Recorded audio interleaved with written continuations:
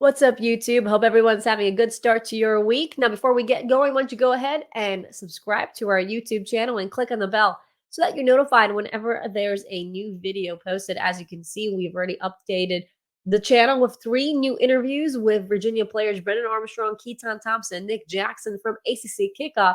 And with fall camp starting in a couple days, plus football season, expect a lot more video features and interviews like that on the YouTube channel, as well as our weekly podcast, which will become weekly podcasts. And that will be more information will be coming your way on that as well. But on this week, we not only break down the headlines from ACC Kickoff because there's a few things that we need to focus on, but also we invite Virginia women's soccer forward Rebecca Jarrett to the show to talk about the upcoming season and a couple initiatives that she started for fellow teammates on grounds that place the focus back on student athletes. So all that coming ahead right now. Hello, everyone, and welcome to a new episode of the Good Old Podcast. I'm Jack Frenchurley for a while, who's 24/7, and I'm back from vacation, and things are going to pick up pretty quickly. Obviously, football season is just around the corner. Fall camp is starting on August 3rd. Fall sports is almost in full swing. A lot of them are already in training. There's been captain's practices for Virginia women's soccer. There are things going on grounds. And obviously, Virginia men's basketball is heading to Italy this month. So a lot of things to talk about. Although I was on vacation last week, I did manage to get to Charlotte, North Carolina for ACC Kickoff, where, yes, the big talk was realignment. And if you listen to what the AC Commissioner Jim Phillips said, I mean, his speech was everything's great in the ACC neighborhood, and they're trying to close the gap in revenue by, trying to figure out other options to reduce their revenue gap between ACC and other conferences. But it's not all sunny in a neighborhood when it comes to ACC, and a lot of people didn't really think that opening remarks for Phillips did its job. And it's funny to me that a few days later, he was saying about everything's good in the ACC, and a few days later, Big Ten's Commissioner Kevin Warren came out and says that the Big Ten is not done expanding. So, in sum up, realignment chaos will continue for the foreseeable future. Nothing is set in stone. Things are still fluid. So obviously we'll monitor that, and I'll probably do a focused on a realignment episode in the next few weeks here. But I'm not going to focus it on this episode because we have a lot to get to. One of those is talking about what Virginia football players and Elliott said during ACC Kickoff, but also I have a special guest. Virginia forward Rebecca Jarrett will join on the show. She'll come and interview the second half of the episode, talk about the upcoming season, her health, her rehab, and also some a pretty neat initiative that she and fellow teammates started at UVA, so student athletes have a voice and kind of focus on their mental health. So we'll talk to her in a little bit. But first, let's talk about Virginia football and ACC Kickoff. So the media voted that Virginia is now fourth in the preseason poll in the Coastal, behind Miami, Pitt, and North Carolina. Virginia is ahead of Virginia Tech, Georgia Tech, and Duke. Honestly, I think that's about right. If you've kind of followed, some of my predictions and what I talked about the season, I still think Vegas is pretty spot on with their 7.5 prediction of wins this season. I think Miami is a heavy favorite with Van Dyke under center and a lot of good skill playmakers, and they hit the transfer portal pretty hard. I can understand why they're leading the Coastal. Pitt and UNC are two teams, when you look at the ACC, that have a couple question marks. Obviously, UNC's offense does have question marks around it, especially under center. So that one, I'm not sure. Pitt also has some questions on the offensive side of the ball, but because of Pitt's defense, I always think that they could be right there between 2 or 3. So that's why I'm not as shocked by Pitt at number 2. But honestly, I think there's a lot of rebuilding teams. Obviously, Duke, first-year head coach, Elko needs a rebuild. So I understand why Duke is at the bottom. Georgia Tech, Jeff Collins is on a hot seat. There's a reason why he's in the hot seat. And if you look at Georgia Tech's schedule this upcoming season, I mean, Jeff Collins might be off the hot seat by just winning 6 games. they have a really grueling non-conference schedule, which includes, obviously in-state rival Georgia. But if you look at that schedule, it's pretty rough for them. I can I can see why Georgia Tech is 6. Like Virginia, Virginia Tech is also rebuilding, new head coach with Brent Pry.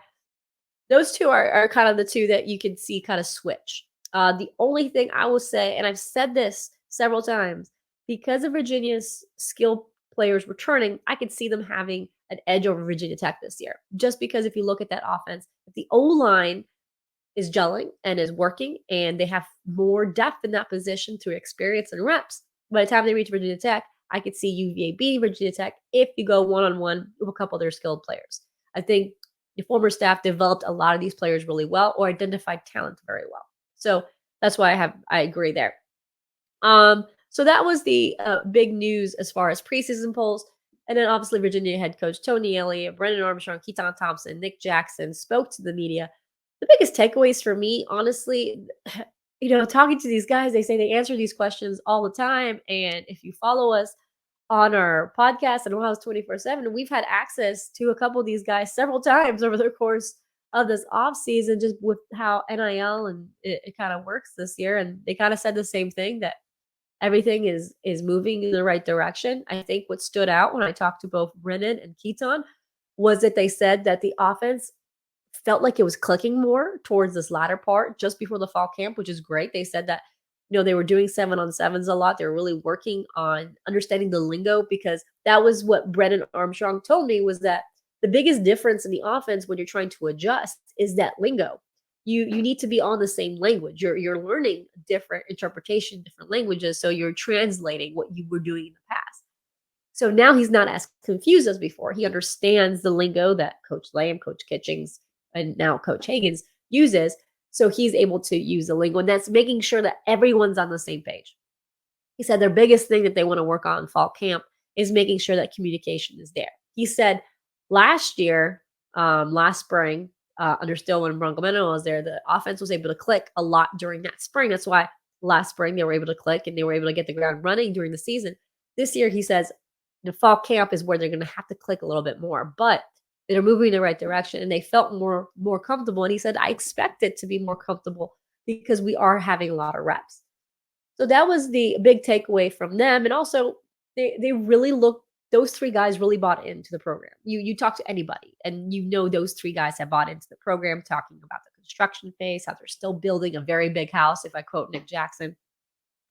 So, and I know Nick Jackson was representing the defense, but because of the way with Elliott, Thompson, and Armstrong, when you think about that, Elliott is actually an offensive-minded coach. So the focus was a lot on the offense and just him coming in as a first-time head coach. And I already touched on it. The biggest, I don't want to say the biggest question, because obviously he answered a lot of questions about Armstrong and what he could bring to the table. But obviously the offensive line is obviously going to be the biggest question going into the season. Any preview of UVA will have, what is this O-line going to look like?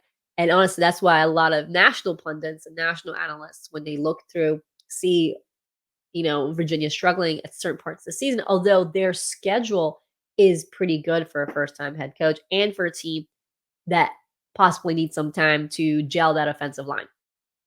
When Tony Elliott was asked about the O-line, one of the first things he said was that his biggest regret when he came to UVA was not able to recruit those guys to stay at Virginia. And honestly, I agree. If he had that O-line, I think the conversation would be very different. I think even this preseason poll, I would be pretty shocked if UVA was not even, I don't know if they would have one. I think Miami would still get the most votes on that, but I would be shocked if they weren't at least 2 if that O-line returned. So right now, during his when he was at the media event, he said there was probably around 7 or 8 guys that he felt confident in. And he mentioned that there was 3 guys that were very experienced on that line, with Jonathan Leach, a guy that we've heard so many times, even now in the offseason. A lot of people are very impressed with what he's done. Logan Taylor, he's one we didn't really see much in spring because he was coming off an injury. So he was limited in the spring. And then Derek Devine, again, didn't play in the spring game because he was injured, but he was a person that we heard quite a few times during the spring that, was a guy to watch during the fall. So you have those 3 guys that have some experience. Then you got John Paul Flores, who was mentioned by Elliott as a possible guy that could come and help and contribute early. And then Justice Johnson at center. And then other guys that have done a good off season is Charlie Patterson and Noah Josie. They both transformed their bodies according to Elliott, and they really worked hard in the off season. So that's gonna be the question in the O line. And again, we're gonna have Coach 2J available to us to the media on Thursday, so we'll be asking his thoughts on the offensive line. But I think that is the biggest question, and that's obviously what we took from the ACC kickoff. So a lot of optimism among those guys and how this offense can click ahead of the season. So again, we'll have Virginia coaches available for the meeting on Thursday, and then August 3rd is when fall camp starts. But football is not the only sport on ground starting. Virginia women's soccer is another sport gearing up, and one player excited to be back in training for the first time in 11 months, forward Rebecca Jarrett. And she joins us in the show here to talk about not only the upcoming season, but also a cool initiative called Uncut UVA, which is a site where student athletes can use their voice and talk about whatever they want. And they do personal essays, personal videos. So she comes on the show to talk about her rehab, the upcoming Virginia women's soccer season, and also the initiative of Uncut UVA. So we'll be right back. Welcome back to the Good Old Podcast. I'm Jackie Franciulli for Wahoo's 24/7. And like I teased earlier in the show, we have a special guest, Rebecca Jarrett from UVA Women's Soccer. Becca, thank you so much for joining us today. No problem. Thanks for having me. I'm happy to be here. And it's nice to have you here on on the week that you received some great news. You are clear to play again. First I time in 11 am. months that you're training with your I team. am. How fantastic is that? It's so exciting. I was actually house sitting for my professor this week, which was kind of funny. So we were walking his dog, and I got a text from our athletic trainer, and I was with Haley Hopkins, who's also on the team. And I was like, "Oh my God." She was like, "What?" I was like, "I can play," which was kind of funny and super exciting. But yeah, it's incredible. I think I kind of forgot during the rehab process that I was like rehabbing for something because 11 months is a long time, and you kind of lose sight of what's all the way at the end, in the early stages. But it's awesome. How did it feel to put on those cleats and head out there with your team? It's like, again, you just like forget that that's even a possibility. I think at the very beginning of rehab, I was like, I'm never gonna play again. Like a year was such a long time. I think I was on crutches for 7.5 weeks post-op because I also had a meniscus tear. So the first couple of months, it was like, oh, soccer is so far out. Like I'm never wearing cleats again.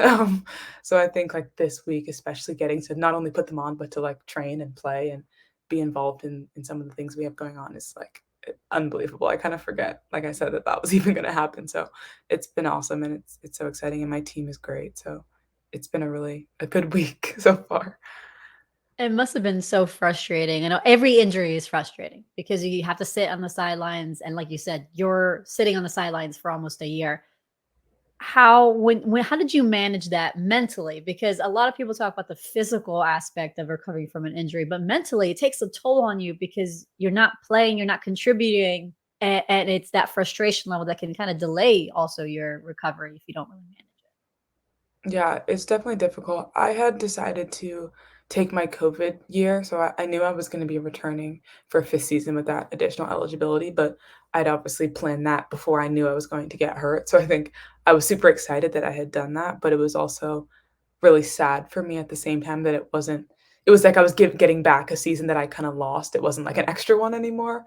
So that was kind of a hard transition to kind of think about, but I was lucky that I did have that extra year. I think I struggled a lot on game day, just being at the beginning, I was sitting up in the press box because moving around the field was just too difficult being on crutches and being very immobile. So I would go to the pregame meal with the team, and then I would leave, and then I wouldn't come back until probably 10 minutes before the game, go up to the press box, sit with my parents and a couple other people, watch the game, and then I would leave again. So I wasn't really involved.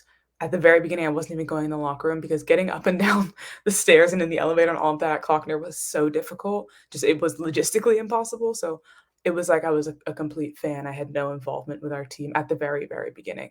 And then as I moved forward a little bit and had some more mobility, I was still going up in the press box. So I was still removed from the team, but I would come down at halftime and it would take me like 10 minutes just to crutch my way out of the press box, get in the elevator, go down the stairs, go around the back of the stadium, get in the locker room. By the time I got there, it was like, okay, go back up.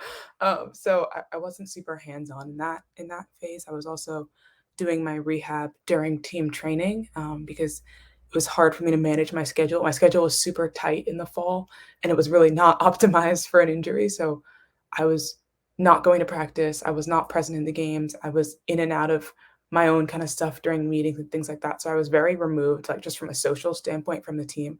I would go multiple days without seeing some of the players, which is like unheard of because we spent a lot of time together. So that was really difficult for me. Also being that immobile, I had to rely on a lot of people. I couldn't drive for almost 8 weeks. I couldn't walk and hold something at the same time, being on crutches for 7. I couldn't do a lot of stuff. My like apartment, my Charlottesville apartment bed was lofted, so I'd have to like get help to get in my bed at the beginning. I couldn't shower, like I couldn't really do anything on my own. I'm a pretty independent person, so that was very new to me. So I had to learn pretty quickly to like be okay with that, which was really hard, and I wasn't used to it. So I think there were a lot of things I didn't think would happen, or you don't really foresee. Of course, you don't think you're ever going to get hurt, but when you do, I think you think I'll just conquer the physical part. Yeah, it's not gonna be fun, but you get through it. But there were things that kinda came up throughout the course of it, especially in that early phase that I was not mentally ready for or expecting just because it was so new. I've never been hurt before ever. So a lot of new things came at me pretty fast. It's a long road when you're trying to manage, like you're talking about as a student athlete, your schedule's already pretty set with everything going on. With an injury, you have additional rehab and all the other stuff you have to deal with. When you're doing all this, how I don't wanna say how grateful, but at the same time, when you folks see on Virginia Athletics how they're focused on mental health and adding a 3rd sports psychologist too, do you feel like you had that support, that mental health support during all this because of the additional, Completely. uh 100%. At the very beginning when I couldn't drive, I would have one of my friends, whether it was a teammate or someone else, pick me up from my apartment in the morning, take me to training grounds to do my morning rehab session. I would sometimes, if I didn't have class, so Monday, Wednesday, Friday last fall, I didn't have classes. I just had class Tuesday, Thursday, which again, when you're not hurt, that's great because you can knock it all out, go to all 4 classes in one day, go to practice and go home, and it's great. When you're hurt, it's not great.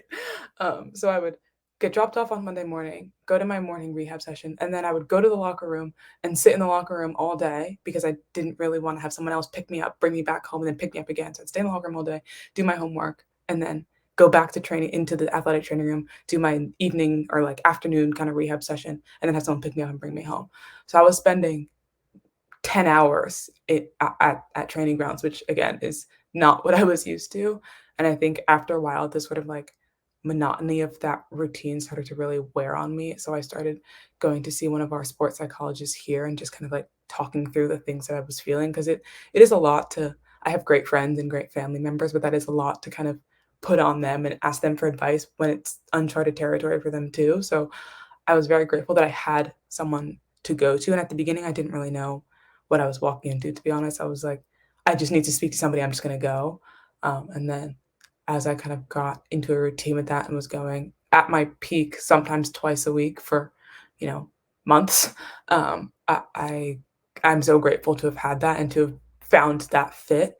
And I think that's another thing that you kind of take for granted is that you might not mesh well with everybody. So I felt very lucky in knowing that there were multiple people that I could talk to. And if I, for some reason, the vibe wasn't right of that session, I had other places I could go. Luckily for me, it was a perfect fit, and I am so grateful to Jason Freeman, who I spoke with in that phase, and I still continue to see him sometimes. Back to see him this week, but I can't even fully articulate how huge that was for me to have somewhat of an outsider, if that kind of makes sense. He's obviously very involved with Virginia Athletics, but it's not a teammate, it's not my parents, it wasn't my close friend, but someone that I trusted and was still involved in my sort of Virginia ecosystem was huge. And we're going to touch about what to look forward to in women's soccer season, but I want to kind of bounce off this mental health and all the stuff that's been going on behind the scenes at UVA, because you're part of a student athlete organized site called uncut at uva.com, which is when student athletes come on and tell stories. And a lot of topics do talk about mental health in student athletes. How important is it to have an outlet like this for student athletes to share stories like this? And you are a major part of it. It's huge. I think if I had to pick my favorite thing about my time at UVA, I'd put Uncut pretty high up on that list. I think especially now it's all the more timely. I think we're in the middle of somewhat of a mental health crisis with student athletes. And I think to have a space that you feel comfortable and welcome to talk about something that is not related to your sport is really powerful. And it is still quite rare. And I think being students ourselves, you get a different vantage point from people. And we give everyone the right to back out at any point. So you could come to us with a story, have the whole thing written, and the night before it's going to be published, say, I don't want to publish anymore. You're more than welcome to do that. And we've had people do that before. But I think just that experience of coming to your peers with an experience, with a story, or even if it's something really light and uplifting, like we had one of the girls who's on our team, Cam Lexo, talking about her newfound passion for American Sign Language, and that is like her thing. Like she took a class here a couple years ago. Now she's like absolutely loves it, and to have her be able to share that with people that don't know her is a really cool thing for her to be able to do. So, on that end of the spectrum, it's just like a cool thing to share something that you're really passionate about that's not your sport with people that know you because of your sport. On the flip side, I think it's very comforting and sort of cathartic to be able to write down and share and talk with another person who you might not know super well. We have a team of editors who are great, who kind of facilitate that communication throughout the whole sort of writing process. I think that process is huge for some people, and I feel very lucky that we've been able to put together a team of people that make people feel that comfortable, because it's not easy, especially when some of these stories are super heavy. When you're 20 years old, you have your own life going on, your own sport, your own things, and someone's coming to you and telling you about something that's deeply personal to them. It's a privilege, but it is a lot of pressure to kind of manage that relationship. And I think the people we have on our team have been so incredible, and I am so honored to have helped bring that to UVA and facilitate that top to bottom, that whole process. Yeah, you are the co-founder with Lacey McCormack, also the creative director. Yes. How did you guys kind of come about making this site? Who did you have to approach at UVA to kind of get this started? Yeah, so I'll go back about a year and a half. So Lacey and Lachlan Ryan, who are both members of the women's soccer team with me, approached me about possibly helping them get this started. And it started with them because one of Lachlan's friends was involved at the UNC chapter of Uncut, which is the original one, started a couple years back. And it spread to a couple other schools. I know Duke has one, Virginia Tech has one, Northwestern has one. Quite a few schools have them. So it's kind of spread since starting at UNC. But the UNC girl that Lachlan knows approached her and asked, would you be interested in getting this started at UVA? And Lachlan was super excited to, but at the time she was a first year and she was like, I don't know anything. I don't know anyone. Let me see if I can kind of recruit some people and see, and I'll get back to you. So she spoke to Lacey, who was also super invested and loved the sound of the project, but there was still a lot of question marks. So after a little bit, they started to get the ball rolling. They reached out to me to kind of help them, push it forward. And I was honestly super grateful that they asked me and that they thought I'd be capable of helping them. It was definitely harder than I thought it would be out the gate. This was pre-NIL, so we weren't trying to, have people's eligibility taken away because they wrote a story with us. So, there was a compliance component that we had to kind of get ironed out. There was just a logistics component and sort of like a media relations component. I'm sure we can't just ask to interview people, casually text them like, hey, you want to, there was some red tape in that sense. So we had to kind of figure out what our process was going to be there. We had to recruit a team of people to join us on the back end because the three of us, especially being all on the same team, have the same schedule. So if one of us is busy, we're probably all busy. So recruiting a team of people that, one, care about what it is that we're doing and want to be involved, but also kind of have the right skills. I think the three of us worked quite well together as a three-person sort of team where I lack, they pick up, and vice versa. But it was far too much to do as just a three-man team. So we recruited both student athletes and non-student athletes. And I think our first ever team, was an incredible mix of people. We had a maybe just under half of them were non-athletes, so people that would have never met each other otherwise, and I think that was a really cool thing, with a very interesting range of talents. We had photographers and videographers and editors who were super involved in the writing process, people that are more PR focused that were super great at reaching out to the necessary parties. So we put together a really great team, and that took us about a year before we ever published anything.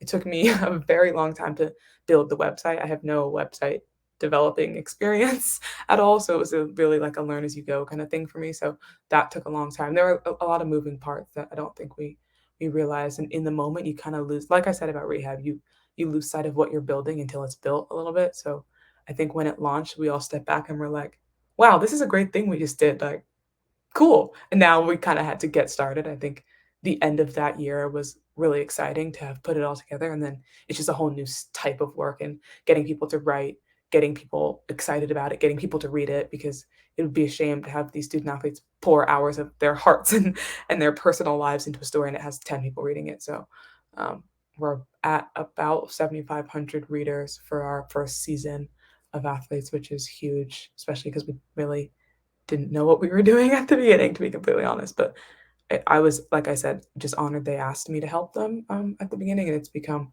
like I said, probably my favorite thing that I've ever been involved in at UVA or been a part of. So happy that they did.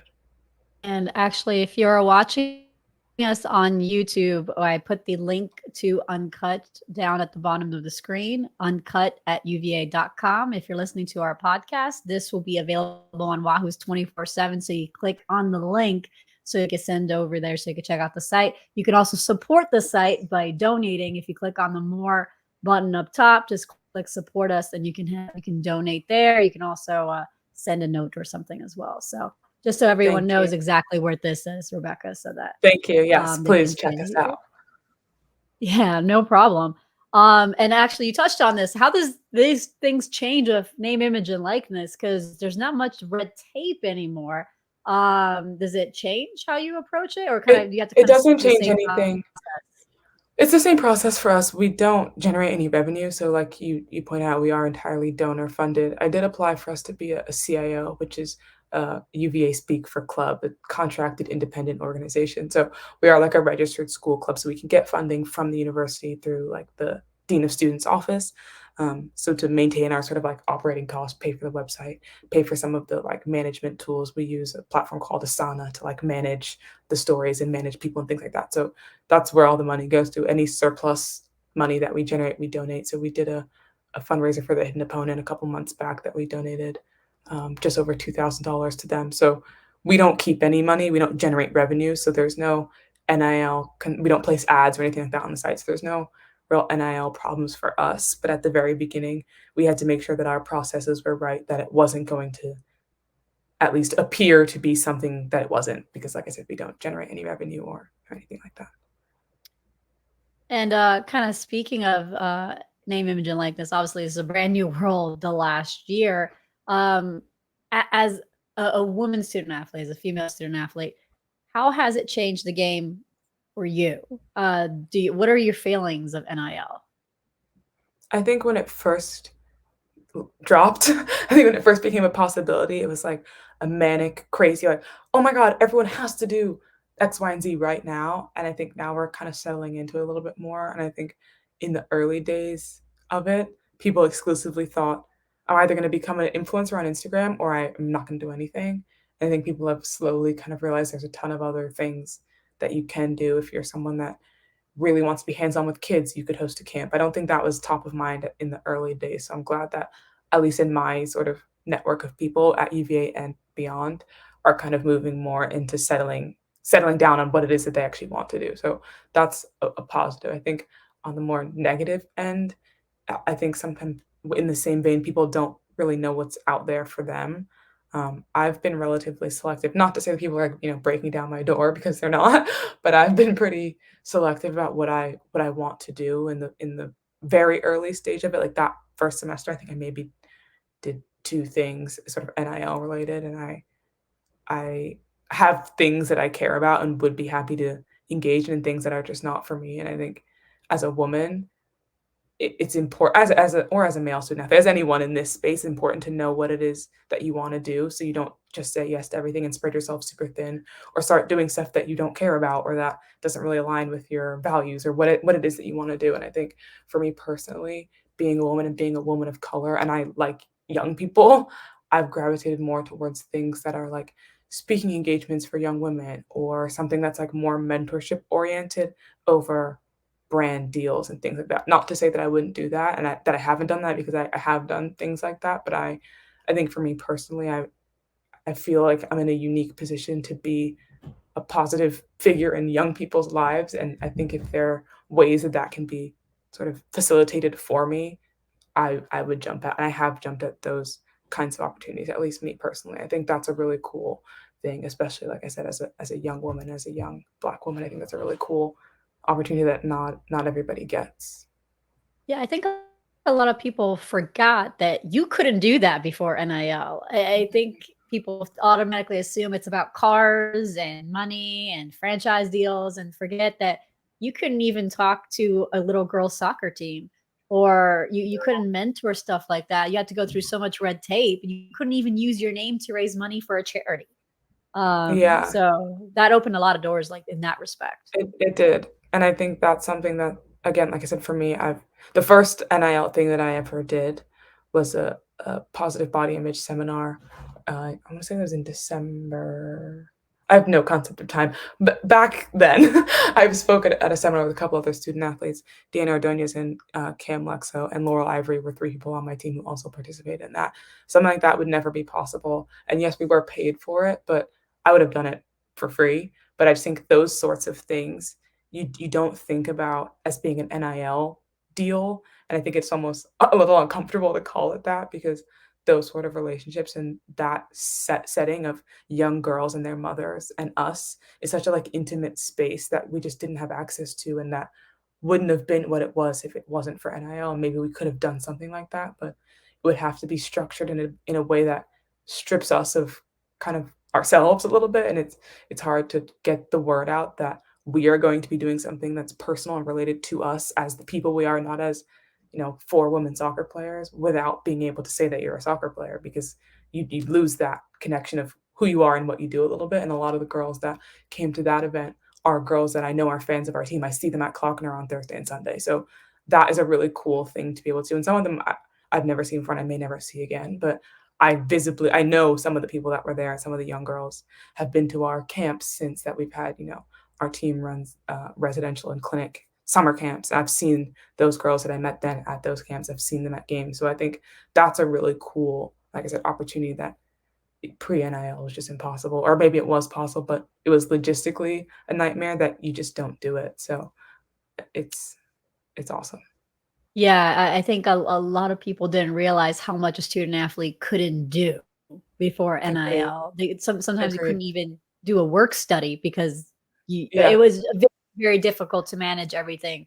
So yeah, so Yes. NIL has there's some negatives to what NIL what we're seeing with NIL, but there's definitely a lot of positives that we're also For sure. seeing. And you talked For sure. about those girls being at Klockner. You're going to be at Klockner again. I know we talked about Yeah. early in the show. How excited are you for the upcoming season? How do you feel like this team chemistry has grown in the last few months when you used to be able to I see? think the one good thing, or maybe we shouldn't use the word good, but the one positive or silver lining about playing during the pandemic is that everyone got that year of eligibility. So it is impossible, or pre-COVID, it was unheard of to have basically the same team play 2 years in a row, just because people obviously grow up and move on and move to the next stage of their lives. You're in college typically for 4 years, give or take, red shirts and injuries and things like that. But my entire class has returned. So, which is again, that's very, very, very unlikely that that happens pre-COVID. So from a just interpersonal standpoint, these are people I've now known. Some of them like I've known Alexis Spanish since I was probably 16, but we've now played together in the Virginia system at Klockner for now 5 years, which is incredible. Some of the younger girls who, like our incoming class, we never would have played together pre-COVID because they're 5 years younger than we are. So I think that's a really cool dynamic to have older players that have played together for such a long time that are super close, but also younger girls that have had more time to get acclimated and meet people and bond in that sort of way that you just traditionally you just don't get. I also think the other, maybe not silver lining as much, but unforeseen consequence, positive consequence of that year was we spent so much time together, and with only each other. So I think just again from that interpersonal piece that you asked about, this is probably the closest Virginia team I've been on in my now going on 5 years here. So chemistry wise, I think it's pretty unmatched, to be honest. I was gonna say, because you guys have been playing for so long, you understand how you play. You understand just what you think. You can sometimes preempt what, Alexa does. Do you feel like you guys have this idea going into the season that you have a target on your back? Because a lot of people are going to be talking about this UVA women's soccer side leading into the season. I don't think it's necessarily about having a target on our backs. I think Virginia historically is always an incredible program. I think people, I would like to think at least, respect our program and respect kind of what we have going on over here. So I think no more than any other year. And like I said, everyone got that year back. So there are of course other teams in the ACC and beyond that have that same positive culture and have that connection of 5+ years playing together. So I don't think that's necessarily an advantage, but I will say for us, our standards are very high, and the goals that we have every year, or at least every year that I've been here, are always very high. And I think that translates to our performance being also very high. And I think, like I said, people respect that. But I don't know. I don't know. I think like every year it's very difficult to sort of gauge where everyone's at until you're in the thick of it. And by the time that rolls around, it's too late to care about what other teams kind of have set up and what their plans are because that's just not the focus, or at least not if that's not the focus here. So it's a little hard to answer just because, you know, things change in a given year and we try and focus pretty closely on what our goals are and what we have kind of going on over here. And obviously you're training now for the season. The season is coming really, really quickly. You're probably working on match fitness right now as you're just coming back to training. But what are some of the key things that you want to, as a team, to do before that first match? I think right now it's just a matter of like getting all the pieces in the right place. Like we have a pretty big team because of that.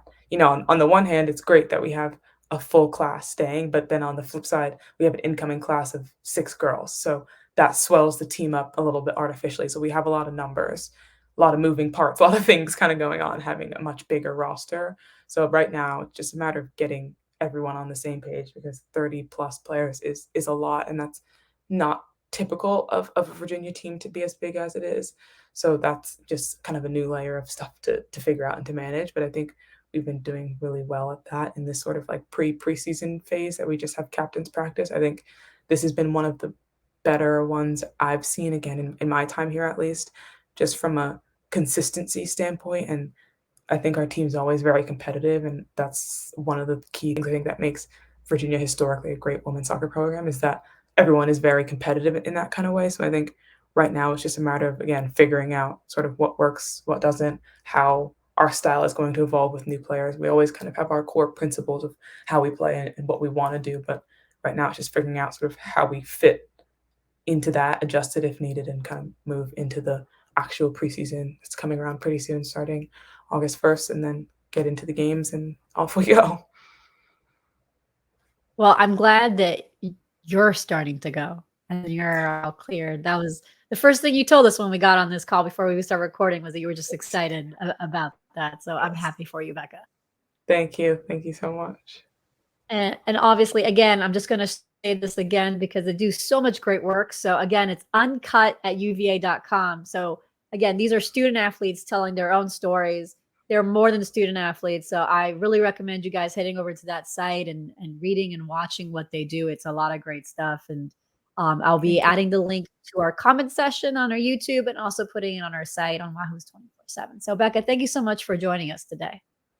Thanks for having me, and thanks for listening. And thank you so much, Rebecca, for joining the show. It's always nice to have other sports represented apart from football and basketball, especially women's sports. So nice having her on here, and I love the idea of having student athletes, just doing having a voice. That's something that I've wanted to do on this podcast too. So it's nice that they have Uncut UVA. Again, all that information is on our site and on the YouTube comment section if you want to check it out as well.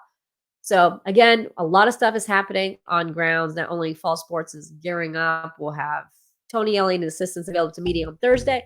And then we will also start coverage for fall camp on August 3rd. So make sure you stay with us. But for today, and for Rebecca Jarrett, and for me, hope you guys have a good rest of your week.